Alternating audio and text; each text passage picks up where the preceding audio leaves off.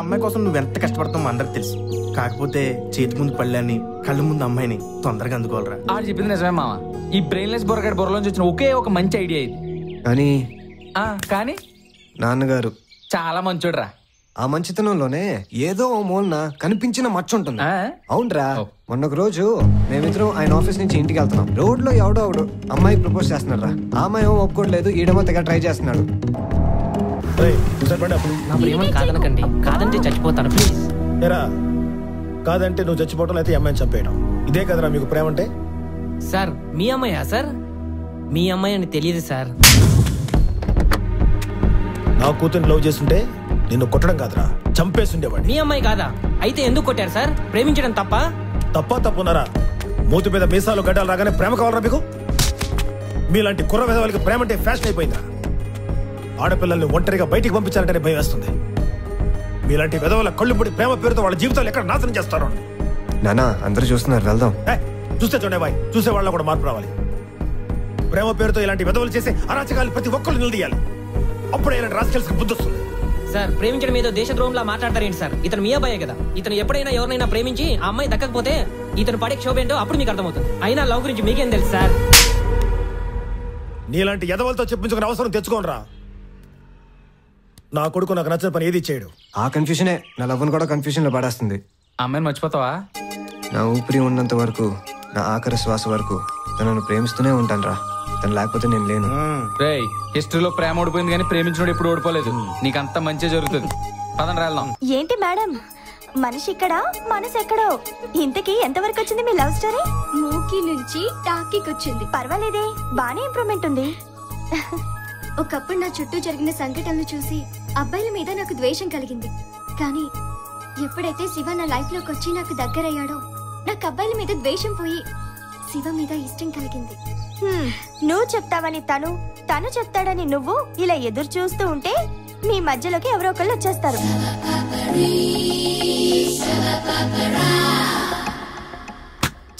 పేరుకే ad agency. Colourful life, costly figures అంటే commit అయ్యాం. తేరా చూస్తే ఇక్కడ ఒకటి పోలేదు.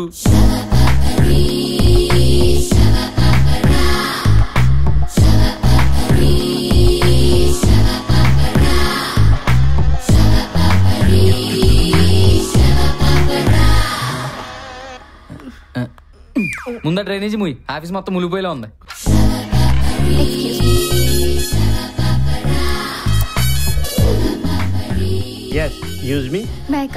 రావడానికి నా పర్మిషన్ ఎందుకు? వచ్చి నీ పని చూసుకుని వెళ్ళిపో. What? Hi sir, I'm Vaishali from Mumbai. చెయ్యిస్తున్నా, నాతో ఏం పని? సార్ మీరు ఈ కంపెనీ ఎండి. అది గుర్తుంది, మర్చిపోలేదు, చెప్పు. నేను మీ కంపెనీకి కొత్తగా అపాయింట్ అయిన మోడల్ ని శాండీ పంపించాను. ఆ రోజు మీతో ఫోన్ లో మాట్లాడాను, రమ్మంది మీరే. ఇది ఇంత ఇలా చెప్తుందంటే మనం రమ్మనే ఉంటాం. మనకి మతిమరుపున్న సంగతి తెలియకుండా మేనేజ్ చేయాలి. ముందు స్టాఫ్ను పరిచయం చేద్దాం. మై డియర్ స్టాఫ్, ఇది సారీ, ఈ అమ్మాయి మన కంపెనీకి కొత్తగా అపాయింట్ అయిన మోడల్. పేరు Vaishali, from Mumbai. I'm Venu from Venkatapuram, creative head of this company అని అనుకుంటుంటాడు. క్రియేటివ్ లేదు, హెడ్ లేదు. ఐఎమ్ రామ్ బాబు. ఎవరా నువ్వు? ముర్రే జాతి గేదెలో మధ్యలో వస్తావు? సార్ నేను మీ కెమెరామెన్. కెమెరామెనా డాబర్మేనా? మధ్యలో ఈ భయంకరమైన థ్రిల్లింగ్ ఎంట్రీ చేయటరా? Hi Shiva. Hello sir. Vaishali is mister Shiva. Hi. Very genius. ఈ కంపెనీకి 2 స్ట్రాంగ్ పిల్లర్స్ ఉంటే ఒకటి నేనైతే రెండోది ఇతనే. హలో. హాయ్. Something special. వెళ్ళండి, చూసిన జాలిగా మీ పని చూసుకోండి. అమ్మో, ఇది పెద్ద ఖతర్నాక్లా ఉంది. ఈ యదవులందరినీ ఒక కంటి కనిపెట్టాలి, లేకపోతే మన యాడ్ కంపెనీ వేరే కంపెనీ అయిపోద్ది. అమ్మయ్యా, వచ్చేసావా? రావే. ఏంటత్తయ్య, ఇంటి వాతావరణం చాలా ప్రశాంతంగా ఉంది. మామయ్య లేరా? ఈ రోజు సంక్రాంతి కదా, మన కాలనీ కమిటీ హాల్లో డ్రామా వేయడానికి వెళ్ళారు. అయితే పద, మనం కూడా వెళ్దాం. అగ్ని, జమదగ్ని, ఎవరిక్కడ ఈ సమావేశం ఏర్పాటు చేసింది? ఎవరిక్కడ వేలంపాట మొదలు పెట్టింది? ఎవరిక్కడ నా తల కొట్టి తెస్తానని ప్రతిజ్ఞ చేసింది? మాట్లాడరే పిరికితనమా? నోరు మెదపడం లేదా? టెల్ మీ, కమాన్. నా తల కొట్టి తెస్తానన్న మునగాడెవడు చెప్పండి. కమాన్, ఎవరు చెప్పరా? శివుడు 3వ కన్ను తెరిచిన ఈ జమదగ్ని 3 అంకె లెక్క పెట్టినా పుట్టేది అగ్ని, మిగిలేది భస్మం. ఎన్నిసార్లు చూసినా పాత గడపలు పాత డైలాగ్లేనా? కొత్త ట్రెండ్ ఫాలో అవరా బాబు. చావంటే భయపడ్డానికి అల్లాటప్పగా గల్లీలో తిరిగే రౌడీ నా కొడుకుని అనుకున్నారా? రాథోడ్, విక్రమ్ రాథోడ్. భయం నాకు కాదురా, చావుకి.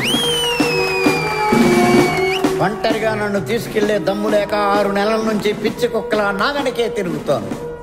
నన్ను తీసుకెళ్లాలంటే నాతో పాటు చచ్చే 10 మంది దానికి తోడు కావాలి.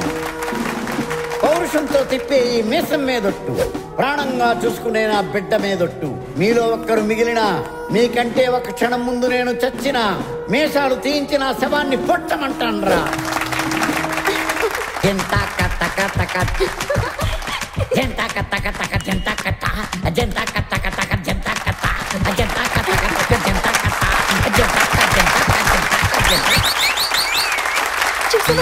మామయ్య ఎంత సూపర్ గా పర్ఫార్మ్ చేశారో. మామయ్య ఖచ్చితంగా పెద్ద ఆర్టిస్ట్ అవుతారు. నిజమే, నేను ఎప్పుడు ఆయన తిడుతూ ఉంటాను. నువ్వు ఇప్పుడు తీసుకురాకపోతే ఛాన్స్ మిస్ అయ్యేదాన్ని. ఇది మ్యాటర్. ఈ రోజు ఎలాగైనా నా మనసులో మాట చెప్పాలి.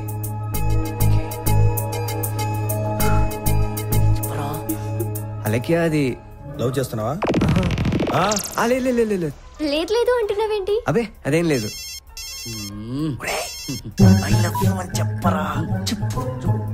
ఓ ఓకే ఓకే. చెప్పరానికి దండం పెడతాను. శివ, నేను వెళ్ళాలి. I'll meet you tomorrow. Okay, bye bye. Bye. నీకు అసలు బుద్ధి ఉందా? బంగారులో అంటే అవకాశం పోగొట్టేవరా?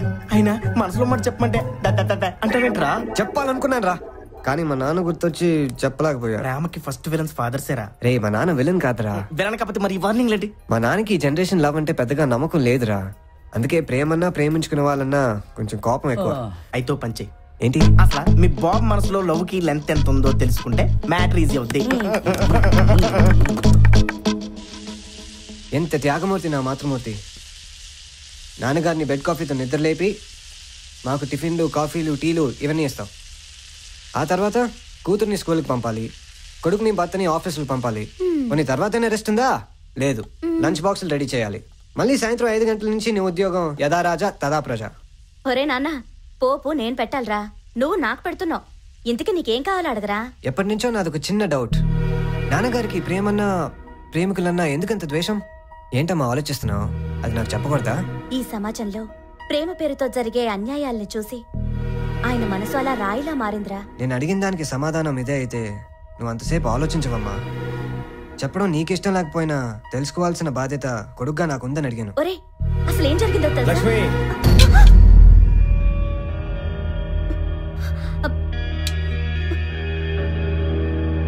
పిల్లలకి చెప్పాల్సిందే మన గతాలు కాదు, వాళ్ళ భవిష్యత్తుకు ఉపయోగపడే మంచి విషయాలు. ఏం తెలుసుకోరా నువ్వు? అనవసరమైన ఆలోచనలు మాని నీ ఏం రీచ్ అవడానికి హార్డ్ వర్క్ చేయి. సరేనా? సరేనా? వెళ్ళు. ఏమిటండి ఇది? లక్ష్మి, నీకు నా మీద ఏమాత్రం గౌరవం ఉందా? పిల్లలతో ఇంకెప్పుడు ఎలాంటి సందర్భంలోనూ ఆ విషయం గురించి మాట్లాడమని అనుకుంటున్నాను.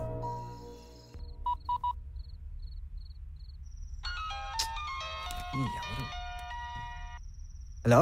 Hi darling. డార్లింగా? ఎవరు? నేనెవరో తెలీదా? తెలియకనే కదా అడిగింది. ట్రై చేయి. తెలుసుకోవాల్సిన అవసరం నాకు లేదు. రాంగ్ నంబర్ చేసినట్టున్నావు. బాయ్. హే హే, నేను వైశాలిని. వైషు, నువ్వా? What are you doing Shahrukh? షారుఖా? షారుఖ్ ఏంటి? మగాళ్ళల్లో నాకు ఇద్దరే ఇష్టం. ఒకరు షారుఖ్, మరొకరు నా డ్రీమ్ హీరో శివ. డ్రీమ్ హీరోనా? నేను నీ డ్రీమ్ హీరో ఏంటి? Yes, you are my dream hero. ఎందుకో తెలుసా? నేను వర్క్ చేసిన ప్రతి చోట మగాళ్ళు టెంప్ట్ అయ్యేవాళ్ళు. అలాంటిది నువ్వేంట్రా, నన్ను అస్సలు కేర్ చెయ్యవు. అందుకే అందరికీ ఈ వైషు నచ్చితే ఈ వైషుకి నువ్వు నచ్చావు. ఫిక్స్. ఇదిగో, నీ ఇష్టం వచ్చినట్టు ఫీల్ అవు, కానీ ఫోన్ పెట్టేసి పడుకో. కళ్ళు తెరిచుంటే కళ్ళ ముందు కనిపిస్తున్నా, కళ్ళు మూసుకొని పడుకుంటే కళ్ళకి వచ్చేస్తున్నా. కోల్డ్ వాటర్ తో స్నానం చేసి పడుకో. పిచ్చి పిచ్చి ఆలోచనలు తగ్గి మార్నింగ్ ఫోటోషూట్ కి ఫేస్ ఫ్రెష్ గా ఉంటుంది. అది నీ క్యారియర్ కి, మన కంపెనీకి హెల్ప్ అవుద్ది. Good night. Hey hey Shahrukh, phone cut చేస్తే నేను నిన్ను వదులుతానా? వెళ్ళొస్తాను మావయ్య. అమ్మా అలేఖ్య, నీతో కొంచెం మాట్లాడాలమ్మా. దేని గురించి? కూర్చోమ్మా. అదే నీ పెళ్లి గురించి మాట్లాడాలమ్మా. ఇప్పుడు దానికి తొందరే వచ్చింది మామయ్య. మీ అమ్మా నాన్న బతుకుంటే ఈ పాటికి నీకు మంచి సంబంధం చూసి పెళ్లి చేసేవారు. వాళ్ళు పోతూ పోతూ నిన్ను నా చేతిలో పెట్టిపోయారు. నేను నిన్ను మరో ఏ చేతిలో పెడితే నా బాధ్యత తీరిపోతుందమ్మా. నేను మీకు బరువయ్యానా మామయ్య? అదేం మాటమ్మా. మిమ్మల్ని నా అమ్మా నాన్నల కన్నా ఎక్కువగా చూసుకుంటున్నాను. నిజమేనమ్మా, కానీ మేము నీకంటూ ఏమీ మిగల్చలేదు. నాటకాల పిచ్చితో ఉన్నదంతా పోగొట్టుకున్నాను. ఈ ఇల్లు ఒక్కటే మిగిలింది. నేనుండగా నీకు ఏ కష్టం రానివ్వను. కానీ కాలం కలిసి రాక నేను ఏదైనా కట్టెల్లో కలిసిపోతే? నిజమేనమ్మా, నేనుండగా నా బాధ్యత తీర్చుకుంటే నాకు మనశ్శాంతి. అన్నట్టు శివ మీద నీ అభిప్రాయం ఏంటమ్మా? తను చాలా మంచోడు మామయ్య. తను నా కోసం వచ్చి మీతో పరిచయం పెంచుకున్నాడు. కానీ తన మనసులో ఏముందో నాకు తెలియదు. అదెంత పనమ్మా, చిటికలో తెలుసుకుంటాను. వద్దు మామయ్య, నేనే తెలుసుకుంటాను. ఒకవేళ మీరు అలెక్కిని పెళ్లి చేసుకోమంటే మీ మీద గౌరవంతోనూ మీ మాట కోసము చేసుకుంటే దానిలో అర్థం లేదు. ఇష్టంతో చేసుకోవాలి, జీవితాంతం ప్రేమగా చూసుకోవాలి. ఓహో సరేనమ్మా, మీ ఇద్దరు ఓకే అంటే నేను అక్షంతలు వేసి ఆశీర్వదిస్తాను. అప్పుడు దాకా నేనేం మాట్లాడను. సరే మామయ్య.